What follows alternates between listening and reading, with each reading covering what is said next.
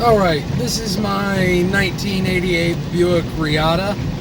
I haven't set it in a while, but yeah, my equipment in the car is not that great, so camera being a little shaky, I apologize for that. But anyway, this is, I'll give you a little information. I was gonna film a first-person view video of the car, but a little thing I bought one of them point of view things. It sounds ridiculous, and it did not work worth anything. Was a point of view little thing you put on your chest. You wear it basically as like a necklace. And yeah, I went to get into that, and I was doing a shoot of the video because I wanted to get the dash and everything, even though my dash is out. I was gonna film that, but all it would do was point at the sky and the roof, and you couldn't see nothing. And I was like, well, that ain't worth nothing. So I got out my old suction cup thing. I filmed this car before using this, but I don't really think that video was that great. I think I missed a couple of things, and we're about to turn on the highway. So basically, this is just gonna be a review of it. So if you don't know it's a little rainy today, so if you don't know what a Buick Reatta is, basically what a Reatta is it was this little low volume production Grand Tour. I call it a sports car, but it's a Grand Tour. It's not really a sports car. And it was made from 1988 to 91. There was a convertible variant in 94. This is just a standard, even though it doesn't have a sunroof. I believe it is pretty well optioned. And they made in total about 27,000 Reattas through 4 years, only through all the 4 years. So it's a pretty rare car. It's not the rarest car in the world, sure, but it's uncommon, to say the least. Now, this one's not in the world's greatest shape. It's far from being in bad shape, but it's got things I've got to fix, like the dash being out. It's got a couple of letters missing, which those, when I bought it, it had those, and the trim piece on the driver's side door fell off, which if you go back and look at the other videos, there should be a trim piece, but I still have that. I'm going to stick it back onto the car. And pretty much, it's a front-wheel drive, 3.8 liter, 3800 V6. I think it's 263 cubic inches, hooked up to a 4-speed automatic transmission with overdrive, making around 180 horsepower. It makes around 180 horsepower, 210 foot-pounds of torque. And it does pretty good. This little car is not fast by no means, but it gets up and goes pretty good. It'll easily keep up with modern stuff, and it's a very fun little car to drive. Honestly, I really believe it's a really fun little car to drive. Highway miles per gallon on it is okay. It's decent, not the greatest for a V6, but it gets about I want to say it was like 18 city. It's like 20 city, 24, 25 highway.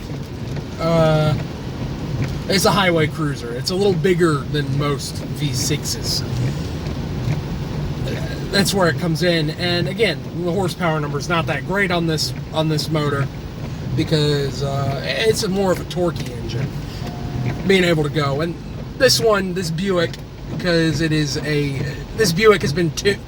Buick, I believe, has stiffer suspension and an auto leveling air ride, but it has been tuned so much by Buick to be able to handle and take corners better, and it just drives really good. It definitely handles good. It is a very fun little car to drive.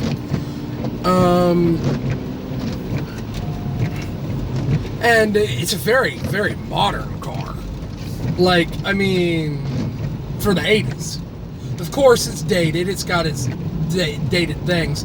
But this car has a light bar, a touch screen, digital dash, a trip computer. It's got all kinds of cool stuff. all kinds of cool, zany, crazy things. The glove box is just like a Tesla. It doesn't have a handle. Very, very bad design. You're just begging for your stuff to get trapped in there. But luckily, you can't really put much things in this car's glove box. So that's good. And it takes corners pretty good. It is a good handling. It's a Grand Tour. It's a good handling car.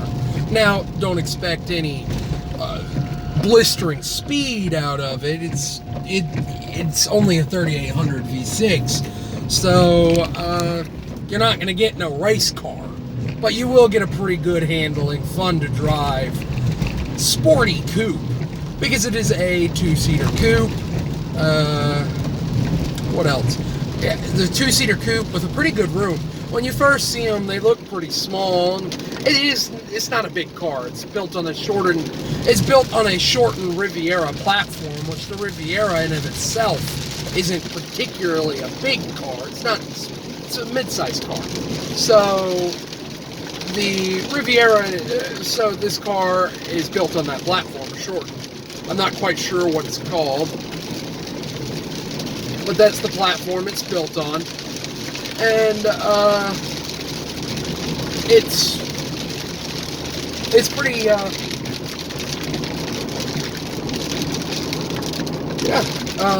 and it is a unibody car, helping with the handling, and extraordinary easy to work on. I just think the driver feel of this car is, I'm going to be honest with you, I haven't driven many cars, but what I have driven is like little boats, or big road boats. And I could say this one handles 1,000,000 times better than those. And they're not that expensive. This car I got for about $2,100. They can on average be had for, in this shape, that's about right. In this vehicle shape, that's about right. But in really good shape, you can get them for about $5 grand, $6 grand. Not a very expensive car, inexpensive. And I believe this is going to be a collector's car one day, just because of the sheer number of people who like this thing. I can't tell you how many people have came up with this car and have been like, wow, I haven't seen one of those since the 80s, or wow, I've always wanted one, but I could never afford them. Granted, it is older folks, but still, there's nothing wrong with that. I've had a bunch of people coming up and asking about the car. They asked where I got it. I've been offered for people to sell. I've been offered to sell it like 5 or 6 times.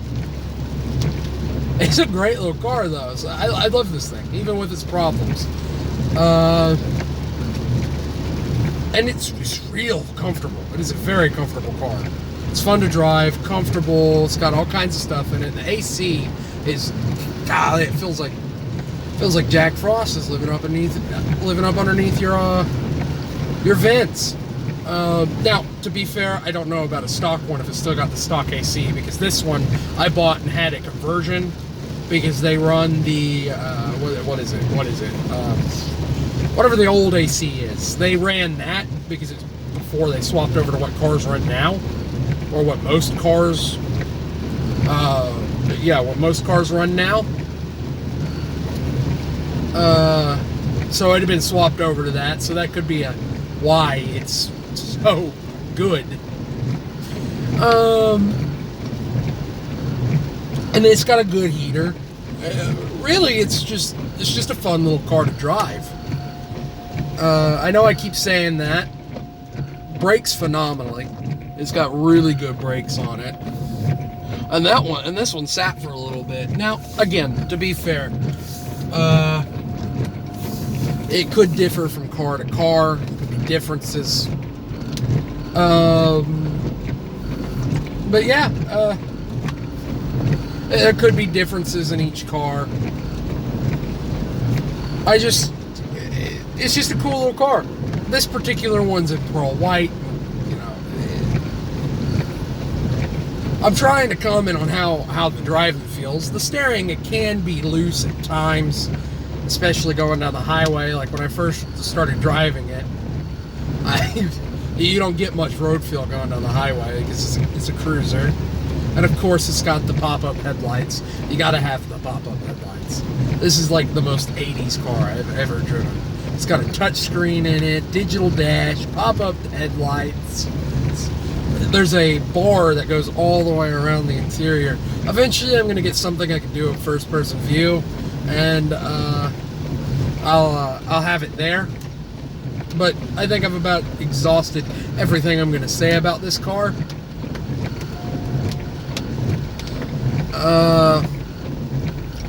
So yeah, with that being said,